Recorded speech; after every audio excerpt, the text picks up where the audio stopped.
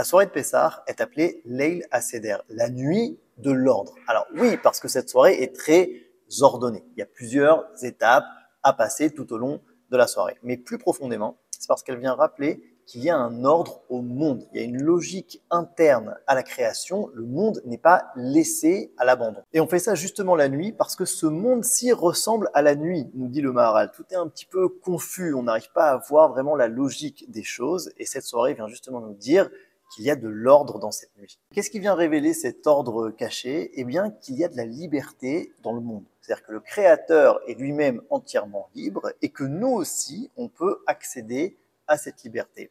Et là, on peut se poser la question, dans ce cas, pourquoi est-ce qu'il y a besoin d'un ordre? Parce que si la liberté, c'est faire ce que je veux quand je veux, c'est exactement l'inverse d'un ordre. Quelque chose d'ordonné vient finalement m'enfermer dans un cadre donné et m'empêcher de faire ce que je veux quand je veux. C'est exactement l'inverse. Mais en fait, ça dépend de quel niveau de liberté on parle. Si on me dit que la liberté, c'est de faire ce que je veux quand je veux, alors en effet, pour ça, il n'y a pas besoin d'ordre. Seulement, dans ce premier niveau, qui me dit que je ne suis pas esclave, par exemple, du regard des autres, que je ne suis pas esclave de mes addictions, de toutes sortes de petites envies momentanées qui me font oublier mes volontés profondes, donc qui m'empêchent finalement d'être fidèle à ce que je veux vraiment, qui m'empêchent finalement d'être libre. Et donc, si on veut atteindre ce niveau de liberté, alors oui, il va falloir un ordre, il va falloir un cadre, parce que c'est pas un niveau qui est inné, c'est quelque chose qui doit se travailler, s'acquérir et s'entretenir. Seder, l'ordre qu'on nous propose pendant la soirée de Pessah, a pour but de nous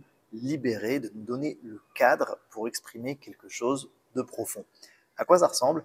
À une salle d'accouchement. Dans une salle d'accouchement, premièrement, il y a une préparation. Il faut que la salle soit stérile, d'accord? Donc c'est pour ça qu'on va enlever toutes les miettes de Hametz de la maison. Ensuite, dans une salle d'accouchement, il y a des étapes. On sait ce qu'on fait, on n'est pas en train d'improviser, mais on essaye de le faire avec conscience et en se rappelant qu'on se prépare maintenant à accueillir une nouvelle vie. Donc même si les étapes, on les connaît, la nouvelle vie qui va apparaître, elle est vraiment nouvelle.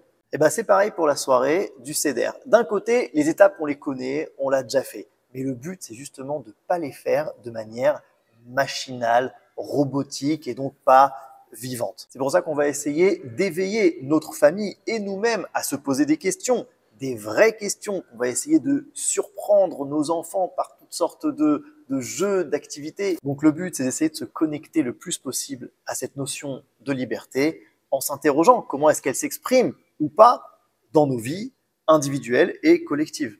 Et pour ça, on nous propose 15 étapes dans cette soirée de Pessah, les 15 simanim de la Haggadah qu'on va essayer de voir un par un, Be'ezrat Hashem.